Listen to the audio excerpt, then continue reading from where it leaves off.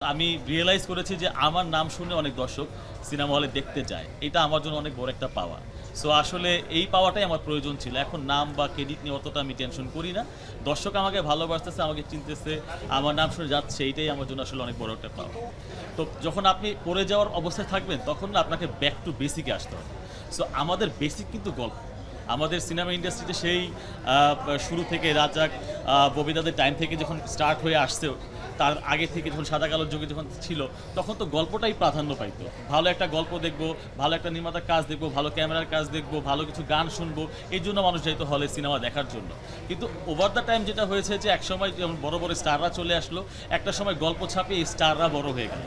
এর এর ফলে যেটা হয়েছে যে একটা পর্যায়ে গিয়ে আসলে গল্পর থেকে আমরা স্টারকে বেশি ভ্যালু দেওয়া শুরু করেছিলাম, যার ফলে যেটা হয়েছে যে একটা পর্যায়ে গিয়ে গল্প লেখক কমে গেল, নির্মাতা কমে গেল, ভালো গল্প কমে গেল।